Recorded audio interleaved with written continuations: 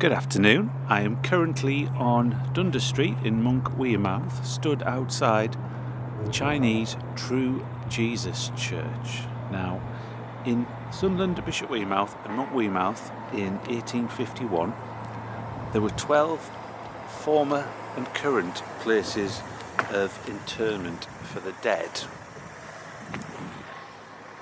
Now, that's not just burial grounds, it also meant vaults that were under the ground, such as the Villiers Street vaults and also the ones in Low Row.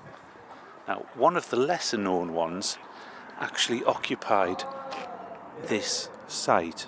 This used to be an independent chapel in the 1820s, 30s, 1840s, and I think it carried on for a few years after that point. Now, this congregation chose to have their own burial ground at the rear of the chapel.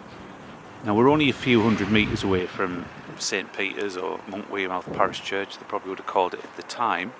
But so it had the chapel at the front, and on all maps you can see the burial ground, which was just at the rear of the building. I'm just going to have a walk round so you can have a closer look.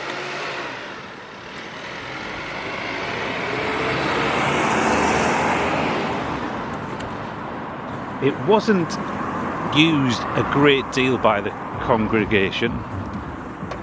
In the 10 years before 1851, there was only 20 people were interred at this particular location.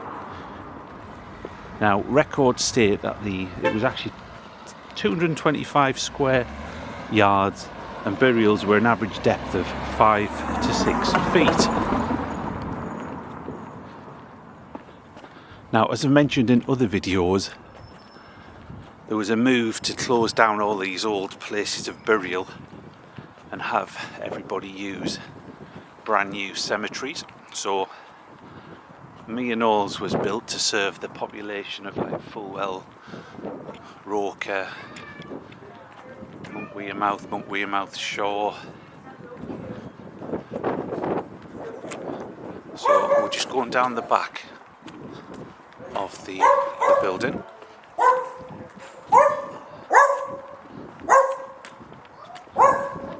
Now, in the early 1900s, the chapel and the land was converted to become the Thompson Memorial Hall that some people might remember. So, looking at all maps, the burial ground was, because you can overlay the maps on top of the old maps on top of the current ones, it was around that particular spot. Now, I found no record that those interred were ever removed and placed somewhere else. But in 1994, when work was done on this particular site, workmen in the foundations did come across one skeleton, so I have a feeling that there was no clearance of the actual site. It would have probably been quite further down in the surface than the building lay, so if the foundations missed them, they would have just been left there. And that particular skeleton, when it was examined in 1994, was estimated to be around 150-year-old, so which fits in nicely with the fact of when it was the independent chapel. So